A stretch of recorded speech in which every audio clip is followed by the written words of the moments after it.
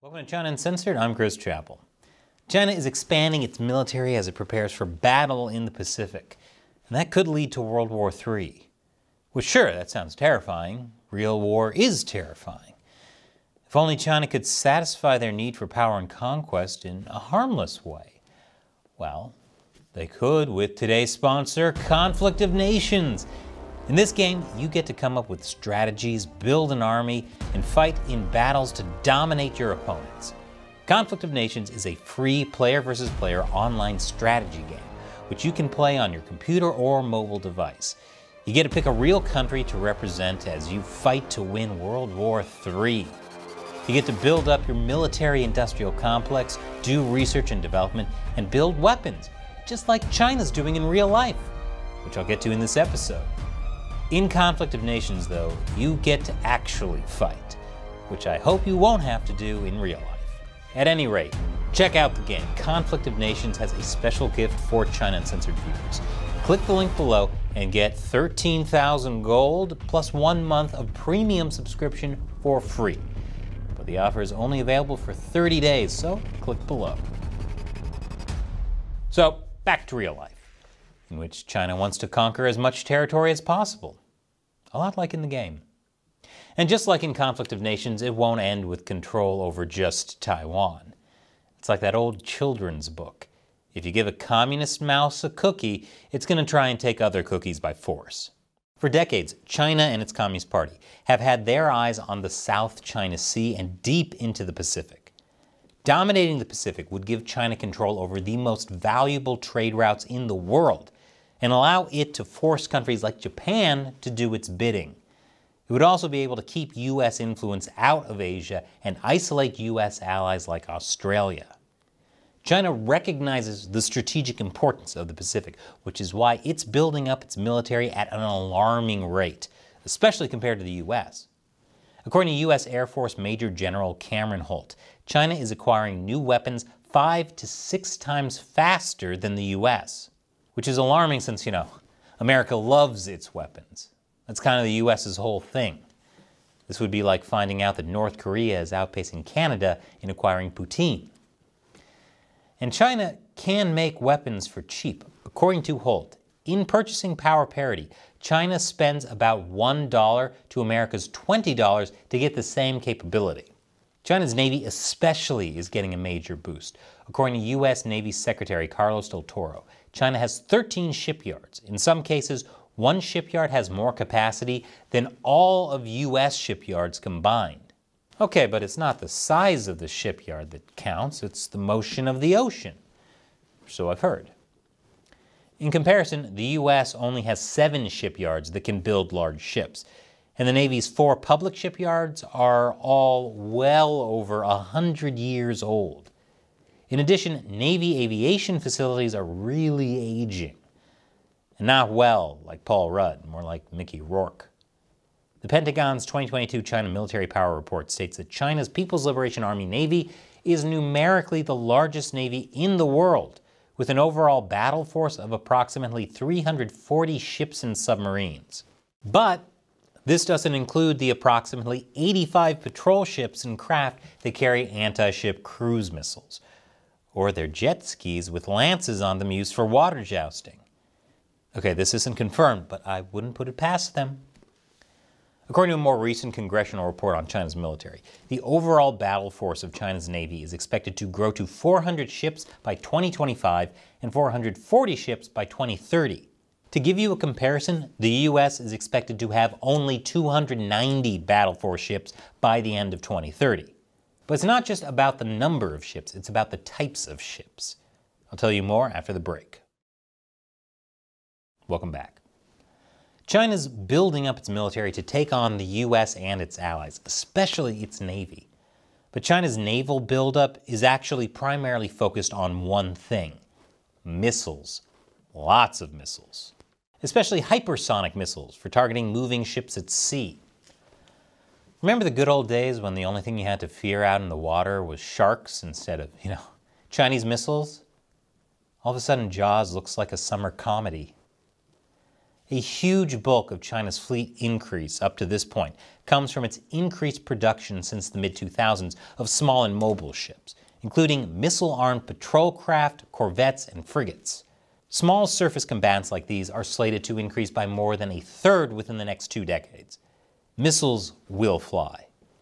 Of course, all of these numbers just cover the Chinese Navy's official small military vessels. China will have even more boats with its maritime militia at hand. And you thought I was joking. At the same time, China is going to be packing an even bigger punch with much larger cruisers and destroyers, especially the newer kind like the Luoyang 3 Type 052D and Renhai Type 055. The larger class ships, along with ballistic missile submarines and nuclear-powered attack submarines, are on track to double by 2040. The same goes for China's aircraft carriers. In total, the U.S. Office of Naval Intelligence forecasts that by 2030, China's maritime force will total over 800 warships, quasi-military Coast Guard cutters, and large maritime militia ships. And China's not skimping on its naval air support either. According to the International Institute of Strategic Studies, China has a fleet of some 200 bombers and 1,400 fighter aircraft. Assuming that only a third are deployed during an all-out war, China could launch 1,400 precision land attack and anti-ship missiles a day.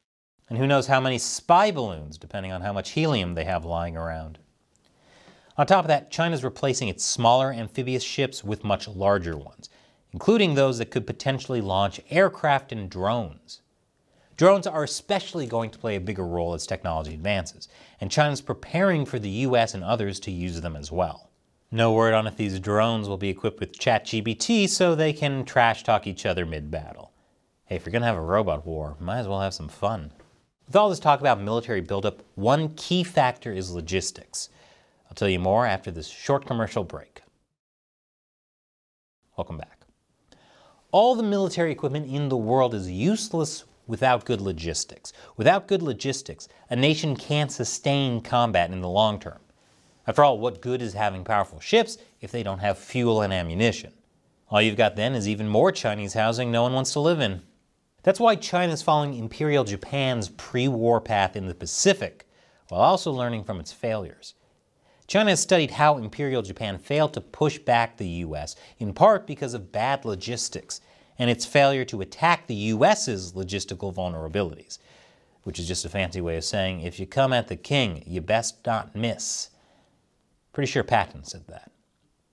According to Dr. Toshi Yoshihara at the Center for Strategic and Budgetary Assessments, today the PLA appreciates that logistical prowess of the kind the United States demonstrated in the Pacific War is essential to its global ambitions. That's why China needs things like forward bases, field transport, and logistical ships, and support facilities if it wants to conquer the Pacific. China knows that, which is why China is already making progress on that front. It's reaching out to other countries to establish its military presence in pre-existing bases, including ones used during World War II. Talk about repeating history. China is also creating its own bases from scratch by building artificial islands in the South China Sea. After a decade of work, some of these bases are now filled to the brim with military infrastructure.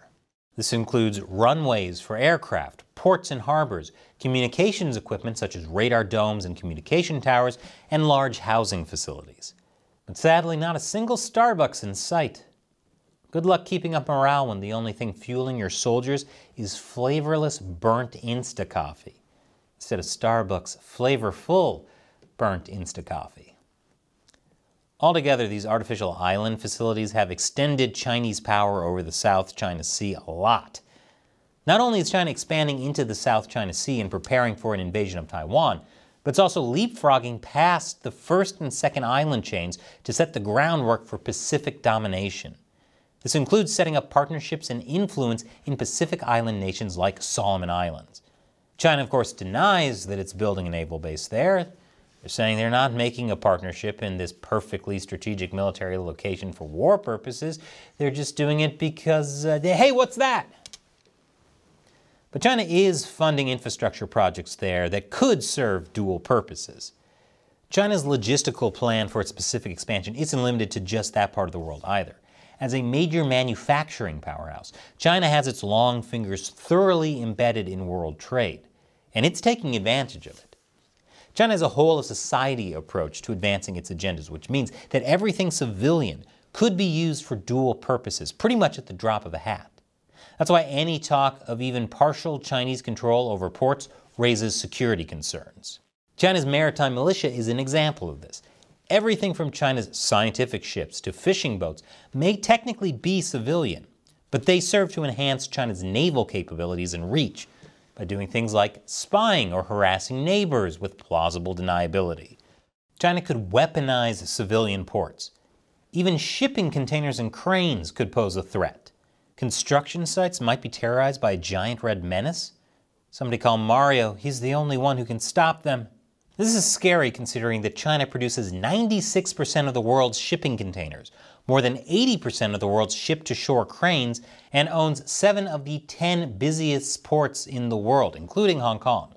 With all these cards in its deck, would China be able to pull off a successful military campaign in the Pacific should things go in that direction? Close to its shores is one thing, but even with all this, projecting power further into the Pacific presents a lot of challenges that the U.S. has already perfected over decades. While it would be possible for China to use its civilian merchant ships to provide underway replenishment for Chinese operations in the deep sea, there are some challenges. The larger China's navy gets, the more supplies it needs. Though civilian ships could do the job, the best way to transfer large cargo are dedicated naval underway replenishment ships, especially when there are less friendly bases nearby. Australia currently fields 1 for every 5.5 surface combat ships, and the U.S. has 1 for every 6.2. China knows how important these are, which is why it's been building its own support ships. China can now field 12 underway replenishment ships, 1 for every 7.1 ocean-going surface combatants. The question is whether China can keep its support fleet safe. China will have even more lightly armed ships to defend, especially if they're within range of U.S. nuclear-powered submarines, stealth fighters, and nearby bases. And it won't just be the U.S. that China will have to deal with. China will also have to contend with U.S. allies, potentially even NATO. It turns out the downside to declaring war on everyone is you have to go to war with everyone, and without even a Starbucks. But perhaps the greatest threat China faces is West Taiwan. That meme is actually from a tweet by our sponsor, Conflict of Nations, because in World War III, you never know what's going to happen. And when you play Conflict of Nations, well, you'll see. No matter which country you represent in the game, it'll be challenging, fun, and epic. Remember, click the link below and get 13,000 gold plus 1 month of premium subscription for free. The offer is only available for 30 days. Once again, I'm Chris Chappell. See you next time.